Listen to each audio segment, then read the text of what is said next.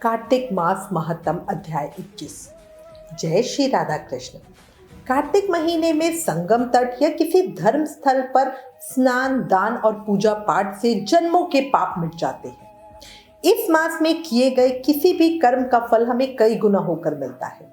अच्छे कर्म करेंगे वो भी कई गुना होकर मिलेंगे और बुरे कर्म करेंगे तो वो भी कई गुना होकर मिलेंगे। इसलिए कुछ भी हो, गलती से भी कोई बुरे कर्म मत करो और ज्यादा से ज्यादा अच्छे कर्म करने की कोशिश करो। अब श्री गणेश जी महाराज और अपने गुरुदेव को याद करते हुए कार्तिक मास महत्तम का अध्याय 21 सुनते हैं। मूसक वाहन साजते एक दंत भगवान, नमन करो गणदेव जी आओ बुद्धि निधान। बोलो गणेश जी महाराज की जय। गुरु की कृपा हो शिष्य पे, पूर्ण हो सब काम। गुरु की सेवा करत ही मिले ब्रह्म का धाम। बोलो गुरुदेव महाराज की जय। कल कार्तिक मास महत्तम के अध्याय 20 में हमने वामन भगवान के प्राकट्य कथा का श्रवण किया था। अब आज इस अध्याय में गंगा जी की उत्पत्ति की पावन कथा बताती हूँ। सुना रही हूँ मैं श्री हरि के चरणों में शीश नवाए। कार्तिक महत्तम का सुनो ये 21वां अध्याय। बोलो कार्तिक महत्तम की जय, कार्तिक के ठाकुर की जय।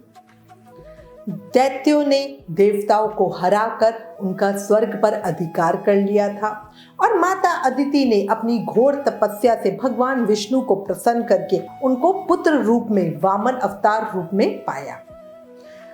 अब राजा बलि ने शुक्राचार्य को अपना आचार्य बनाकर एक बड़ा भारी यज्ञ प्रारंभ किया, जिसमें लक्ष्मी जी सहित भविष्य ग्रहण करने के लिए भगवान विष्णु का आवाहन किया गया।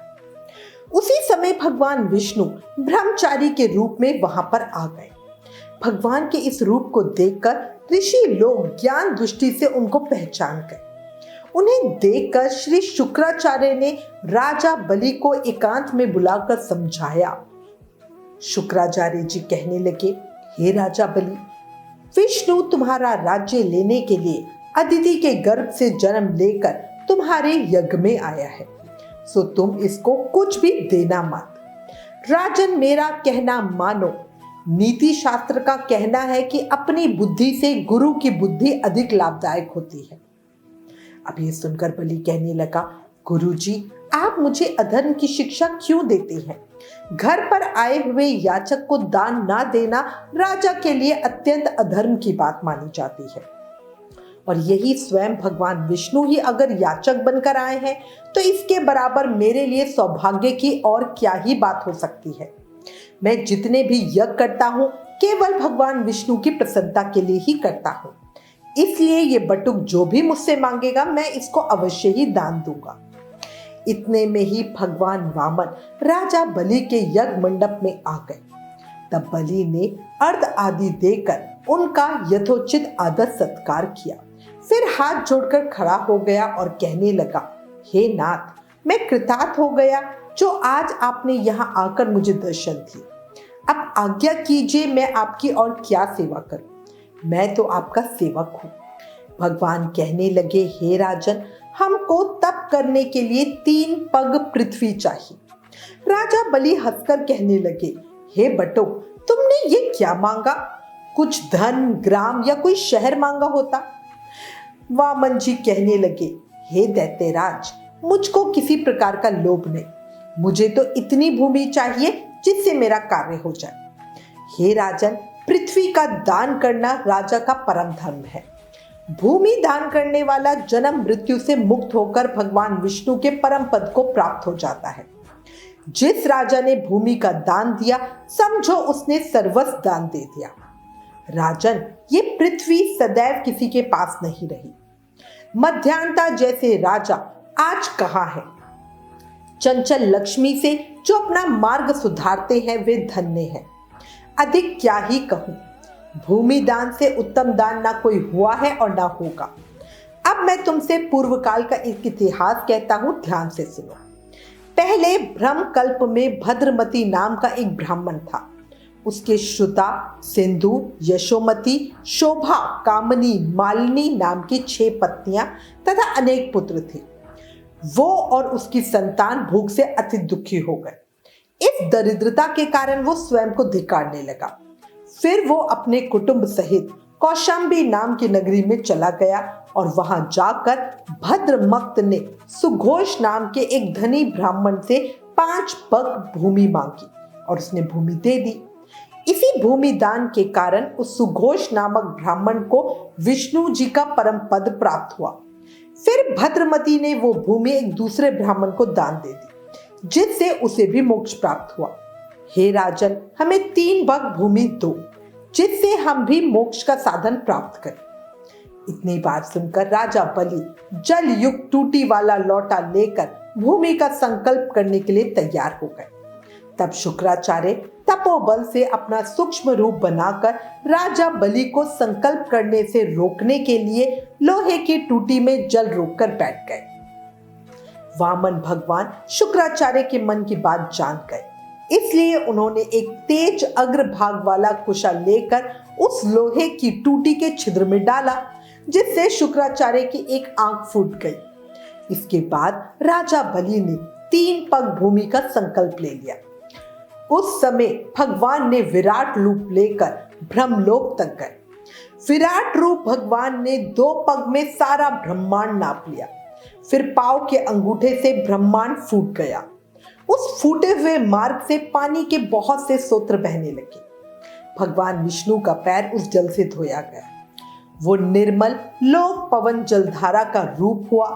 वही जल ब्रह्मा आदि देवताओं को पवित्र करता हुआ सप्त ऋषियों से सेवित सुमेरु पर्वत के ऊपर पड़ा तथा गंगा के नाम से विख्यात हुआ। इस दृश्य को देखकर ब्रह्मा आदि सब देवताओं और ऋषि मुनि स्तुति करने लगी। हे सबके स्वामी अनंत मूर्त, आपको नमस्कार है। इस प्रकार स्तुति सुनकर भगवान ने सब देवताओं को उनका अपना अपना स्थान दे दिया और बलि को रसातल में भेजते हुए उसको वरदान दिया कि अग्नि में बिना मंत्र के जो हवन किया जाता है तथा अपवित्रता से कुपात्र को जो दान दिया जाता है या हवन किया जाता है, वो सब बलि को प्राप्त होगा। इस प्रकार भगवान ने देवताओं को सुंदर स्वर्ग तथा बलि और अन्य दैत्यों को रसातल दिया। इतना सब कुछ करके विराट रूप भगवान वामन रूप हो गए। तब देवताओं तथा ऋषियों ने भगवान की स्तुति की। इसके बाद वामन जी तप करने के लिए चले गए। इस प्रकार पावन गंगा की उत्पत्ति भगवान के चरणों से हुई, जिसके स्नान और स्मरण से जन्म जन्मांतर के पाप नष्ट हो जाते हैं। यही हमारा कार्तिक मास महात्म के अध्याय 21 का फिरा। कल कार्तिक मास महात्म के अगले अध्याय को सुनेंगे। अब अंत में मेरी एक बात सुनो। पल पल आयु कम हो रही है। हर श्वास के साथ हम मृत्यु के करीब जा रहे हैं। जीवन फूटे हुए घड़े की तरह है, जो भरने के साथ ही खाली होना भी शुरू हो जाता है। जिस वक्त हमारा जन्म होता है, उसी वक्त मृत्यु की तरफ हमारी यात्रा शुरू हो जाती है। और देखो, श्री कृष्ण की कृपा से अभी भी समय है। अभी भी समय है अधिक से अधिक शुभ कर्म करके ये मानव जीवन सफल बना लो। याद रखो, मन में बसा लो, जीवन का कोई भरोसा नहीं, इसलिए अभी भी समय है। ज्यादा से ज्यादा नाम जाप करके जन्म मृत्यु के चक्र से ही मुक्ति पालो। और इसका तो बड़ा सरल उपाय है। कहा गया है ना, कलयुग केवल नाम आधारा। सिर्फ नाम जाप करके ही भक्ति, शक्ति, मुक्ति, प्रेम सब पाया जा सकता है। इसलिए हर समय, हर पल, हर सांस के साथ प्रेम से, मन से, भाव से जाप करो। हरे कृष्ण कृष्ण कृष्ण हरे हरे, हरे Ram Ram Ram Hare Hare. Please in videos को ज्यादा से ज्यादा शेयर करके कार्तिक मास के प्रभाव को सबको बताओ। अपने शास्त्रों का ज्यादा से ज्यादा प्रचार करो, ये भी एक सेवा है। Please like, share and subscribe. Thank you. जय श्री राधा कृष्ण।